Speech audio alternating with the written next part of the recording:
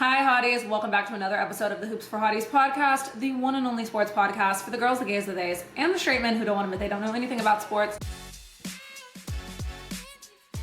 Hotties, let's catch up real quick. So I just got back from the WNBA Draft, and by just got back, I mean I literally flew in a few hours ago, have been editing my content that I made at the draft ever since, and now I'm here talking to you. I feel like I'm going to crumble in any minute. However, I still wanted to chit chat and kiki about the draft, but that's not what this episode is going to be fully about. This episode is going to be, and in case you missed it, NBA season in review leading up to the NBA playoffs, because the playoffs start next week. It's my favorite time of the year in the NBA.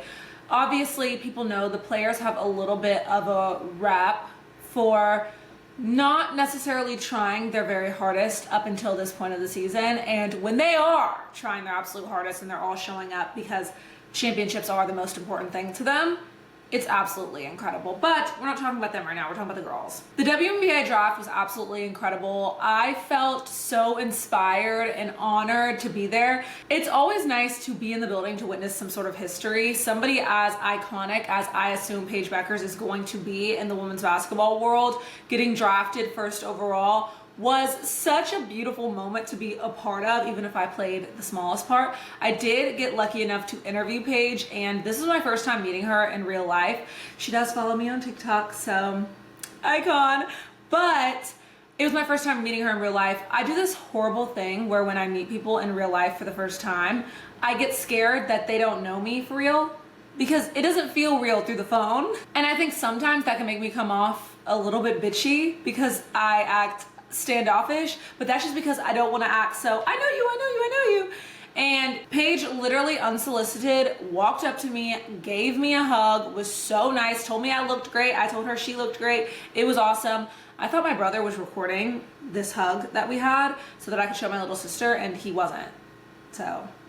But this was my first time having my brother come along as my content buddy and record me, and he did an excellent job the rest of the night, especially when he recorded me interviewing Paige and asking her about her DMs and asking her about what songs she wanted in her edits. I'm still waiting for people to make those edits, but my main takeaway from the draft, outside of all of the beautiful and positive stuff, people starting their journeys into being professional women's basketball players in the greatest professional women's basketball league in the world, Sedona Prince. We have to talk about it. I'm sorry, we absolutely have to talk about it. I can't avoid it. Sedona also follows me on TikTok, but that's neither here nor there. My duty is to you. Let's talk about Sedona, guys. Sedona Prince did not get drafted last night. If you don't know who Sedona is, she is a 6'7" basketball player from TCU who was projected to be a first-round draft pick. She was in college for 7 years because of a plethora of things, whether that be injuries or...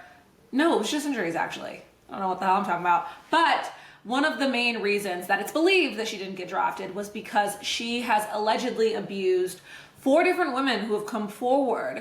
And her lawyers made a statement saying that these women are just coming forward for TikTok followers and for clout.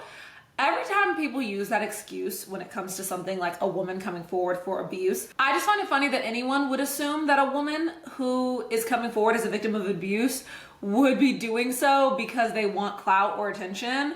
I don't know Sedona, I don't know the situation, but one thing I do know is when it comes to a situation as serious as abuse, if more than one, let alone 4 people are all saying the same thing, we do have to turn our heads. Honestly, that's not right of me to say because one person should be enough, but I understand innocent until proven guilty, whatever the case may be, but because women get so silenced when it comes to matters like abuse, it's always going to be my instinct to believe the victim. And if evidence proves otherwise, then I will change my mind, but that doesn't seem to be the case here. She made a 10-part TikTok series detailing her alleged abuse from Sedona as her ex, and I just don't think that you sit down and you make a 10-part series about somebody and you're lying for all 10 parts. I could see maybe a little video here and there, but it was 10 parts and very detailed.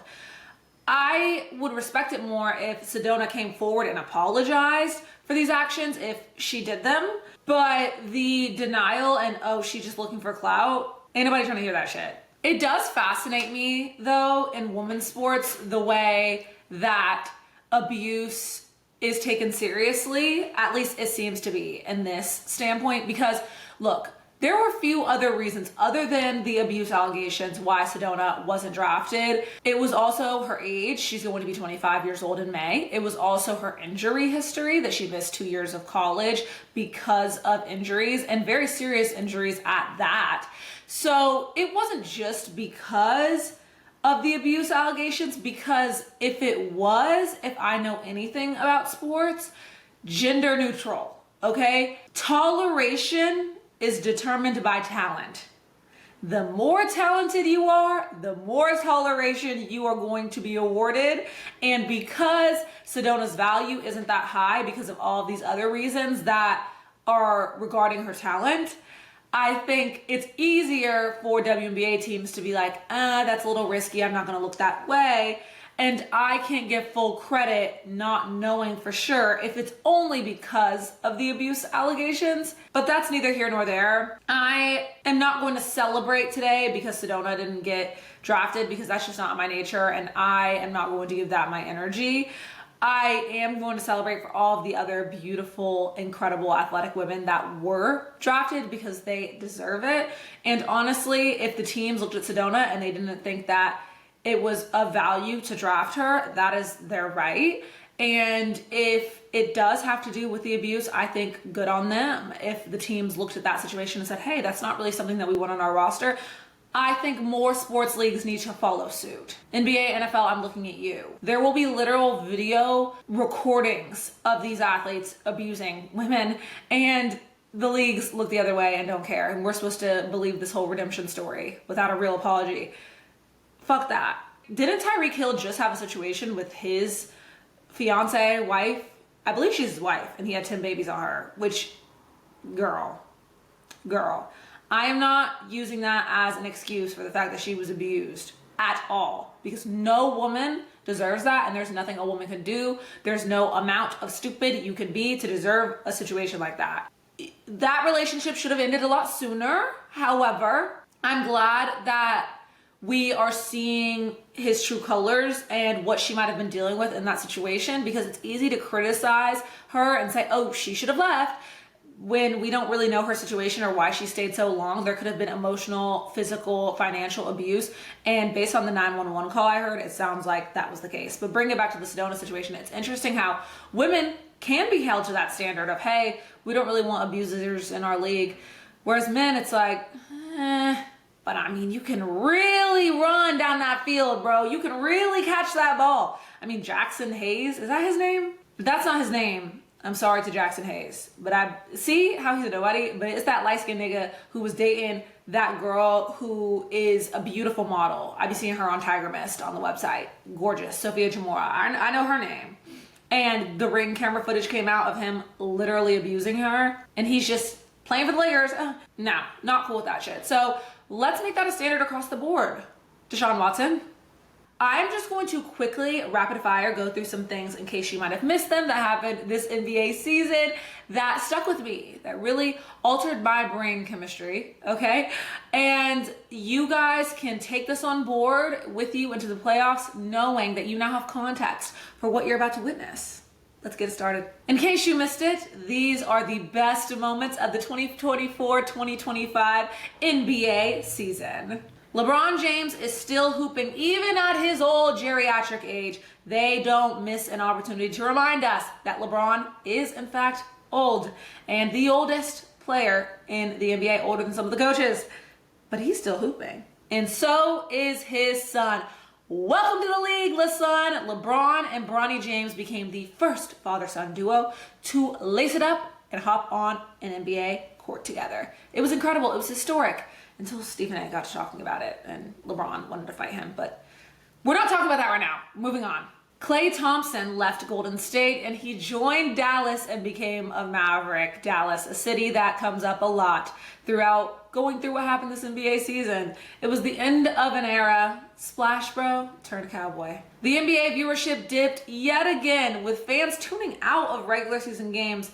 Too many stars sitting out, not enough spies, too many networks to watch the games on, too expensive to watch the games. Everyone was complaining and everyone had something to say about it, including the players. All-Star Weekend was a swing and a miss. Adam Silver tried out this new tournament format because the man is obsessed with tournaments, and it was really bad. He had the Rising Stars playing, which players were really mad about. It was a whole situation. The players didn't try any harder. Well, maybe 1% harder, but it still was very, very hard to watch. And I was there. Wow, a lot of breaks in between action, a lot of ceremonial situations in between literal games. It dragged on for sure. Kyle Kuzma got engaged to Winnie Harlow.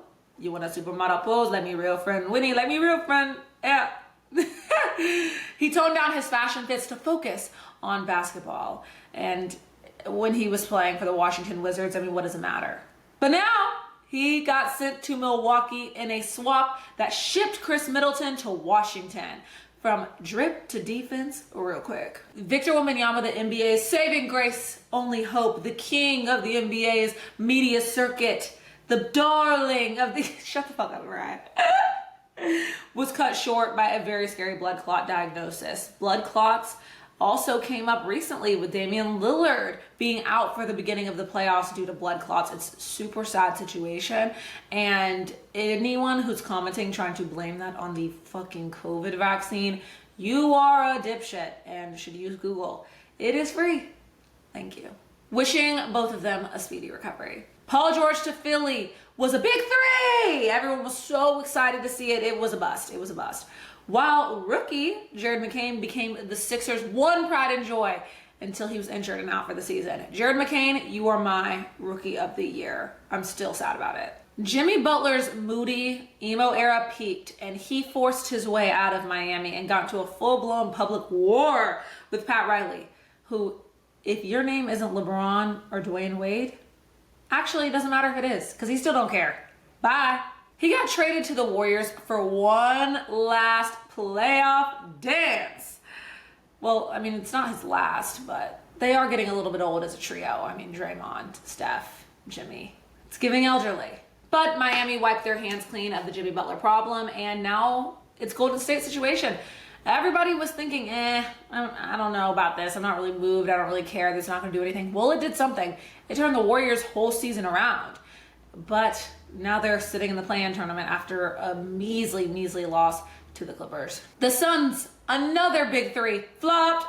This was the season of big threes being big embarrassing. That didn't eat, but just let me have it. Bradley Beal finessed them with a no trade clause. That means, hey, if I don't want to move, you can't get rid of me. Then the Luka trade for Anthony Davis blow everybody's minds. That was insane. I was in the car on the way to the club when I saw that, and I gasped. I didn't think it was real. Luka Doncic was not only traded, he was betrayed. Betrayed. I'm coining that term. Somebody put that on the t-shirt. Luka was betrayed from Dallas. They called him fat and said he smokes and drinks too much. I mean, God forbid the man has hobbies. And now things in LA are looking sunny and glim. California, what? Knows how to party. Meanwhile, Dallas is giving infirmary. Nurse, help him out. Kyrie Irving tore his ACL, which absolutely crushed any last glimmer of hope that Mavs fans had. And he and Luka never got the playoff run they hoped for. Ja Morant is back and feistier than ever, throwing grenades for ya into the crowd. As if, that's not going to cause a stir, right, Ja? He just be trying it, bruh. Honestly, I don't have any problem with Ja kind of trolling and throwing a grenade. Like, it's so funny because the main people who get outraged about the stuff that Ja Morant does are white people, and the black people who think that we need to be pandering to white people in order to be successful. Those kinds of black people, wow, do they hate Ja Morant. And it is hilarious to me. So Ja, I don't know, throw grenades, shoot your gun, bow and arrow, whatever the hell you want to do. I find it entertaining. Anthony Edwards had baby mama drama. I mean, he was having babies every 15 minutes. I wish him good luck and birth control in the playoff season. However, on the court, he delivered highlight after highlight. LeBron versus Stephen A. Ding, ding, ding, ding, ding. Broke the internet when LeBron ran up on Stephen A. Smith in person, courtside at a Lakers game. I know that's right. JJ Redick won 50 games in his first ever season as a head coach.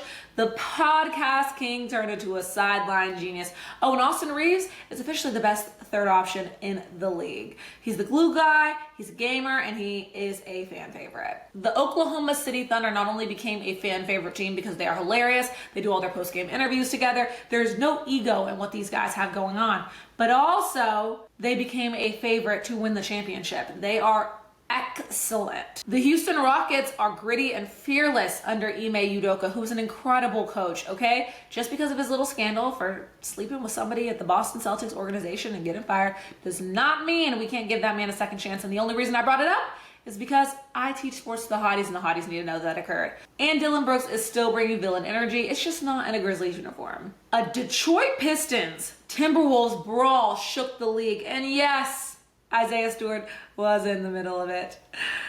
Death taxes and Isaiah Stewart being in a fight. I mean, damn. Speaking of which, the Pistons are good. They are no longer impoverishing? They are no longer starving the children of Detroit with their stench and their losing. And I thought their coach deserved Coach of the Year for that, but I guess it has to go to the best coach of the best team. I still think taking what the Detroit Pistons were last year, and it's the same players, and turning them into something respectable. And shout out Cade Cunningham. He is really that guy. And he was talented before he got drafted to Detroit, and it's nice to see him not wasting his career away. Michael Malone was fired by the Denver Nuggets 3 games before the playoffs after 10 years and a championships. And the Nuggets did not care about any of that. They pulled the plug on his ass real fast and then won the game immediately after firing him. Song of the season, Tweaker by Jello Ball. The streets and TikTok couldn't get enough of it. LeVar Ball, however, lost his foot due to diabetes, but he stayed in good spirits, and the Ball family stayed strong through it all, even LaMelo still being in Charlotte. Free that guy. Jason Tatum got a rebrand that I'm sure he didn't ask for. He got a new nickname. It was the Anomaly. Nobody is calling him that. Also, all of the conversations around face of the NBA and around the NBA's horrible ratings at the beginning of the season turned into a Jason Tatum has no aura hate fest. However, the Boston Celtics are still trucking and looking excellent this season. Tracy Morgan went viral after throwing up courtside, and he still stayed for the game. Like a real one. Okay, let's talk about the teams that clinched the playoffs. I'm gonna give you a rapid fire introduction to each one of the teams and where they fall in the order.